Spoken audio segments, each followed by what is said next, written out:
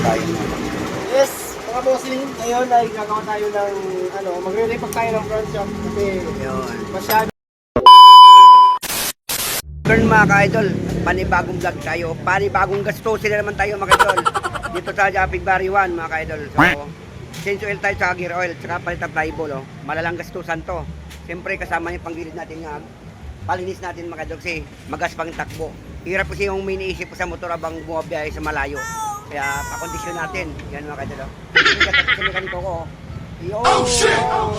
Ay, grabe. Grabing dumi mga ka-idol. Oh. Yan.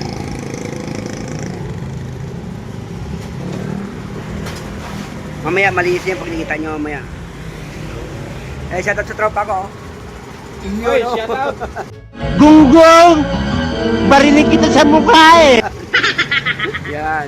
Punta dito sa may along baliwan ito mga idol bago mag-City-Hall. Yan ang shop ito. Sulit ito kung paggawa. Yung City-Hall sa dulo ito mga idol, City-Hall yun. Ano? Ito papuntang stoplight ba yun health. Ito yung paggawa, sulit dito. Yan o. Ito na siya o, yan. Sobrang dumi na. Yan o, itsura niya. Ha? May ano niya, sobrang dumi na rin o. Yan, mamaya, sobrang linis mo yan. Puputi yan. Itong pinakadabis dito. Yan. Pinapakuluan. Niluluto. Niluto. Yan. Pinaluto. Si idol ko. Yan. Pag Dito. kayo magpapagawa, punta lang kayo sa John Mel, Yan. Motorcycle Parts and Accessories. Yun. Sulit dito. Mura pa. So, safe motor nyo dito. Kung malalaman mo dito, ano, sana wala na kunting langis sa sira. Kinabahan ako. Putang ina. Sinasabunan ng mga ito.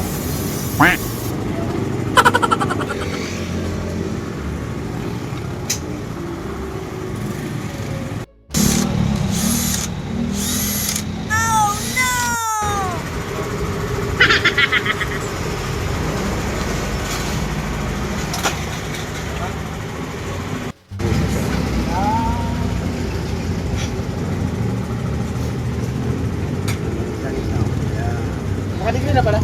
Oo, nakadigli na yan. Namakin din.